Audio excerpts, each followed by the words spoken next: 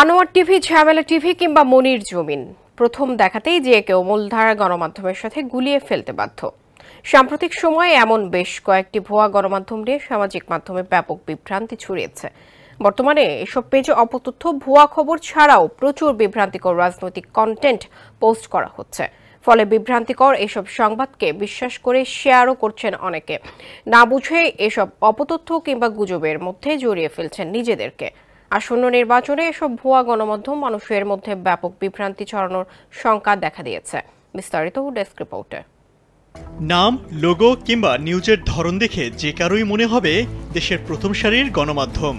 মূলত সামাজিক যোগাযোগ মাধ্যম ফেসবুকে ছড়িয়ে পড়েছে দেশের মূলধারার গণমাধ্যমকে নকল করা এসব পেজ। স্যান্ডেলিনা সো, রূপচর্চায় আভিজাত্য। ফলে বিভ্রান্ত হয়ে এসব সংবাদকে বিশ্বাসও করছেন অনেকেই, এমনকি নিজের ফেসবুক ওয়ালে শেয়ারও করছেন এসব বিকৃত সংবাদ। ইদানিং যমুনা টিভির লোগো নকল করে আনোয়ার টিভি নামে একটি ফেসবুক পেজ পরিচালনা করা হচ্ছে।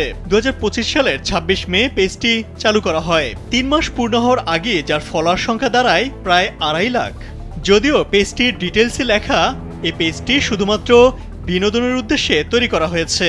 দয়া করে কোনো পোস্ট সিরিয়াসলি নেবেন না, আমরা শুধুমাত্র সমসাময়িক নিউজগুলো সার্কাজম আকারে প্রকাশ করি।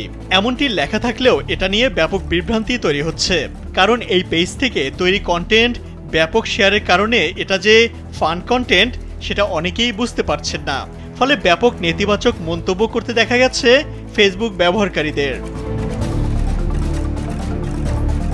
ইংরেজি দৈনিক দ্য ডেইলি স্টারকে নকল করে তৈরি করা হয়েছে দ্য দিল্লি স্টার নামে আরেকটি পেজ, যার ফলোয়ার সংখ্যা 1,76,000।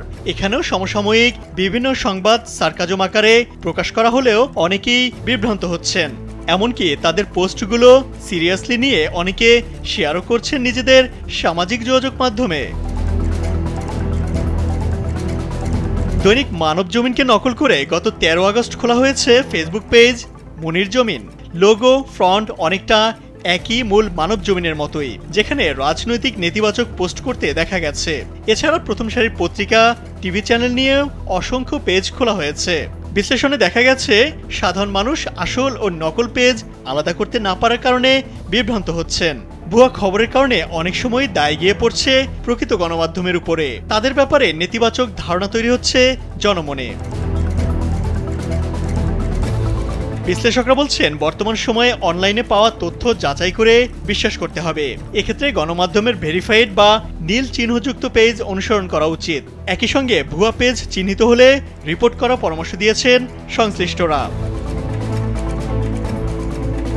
ইমতিয়াজ আহমেদ, কালবেলা।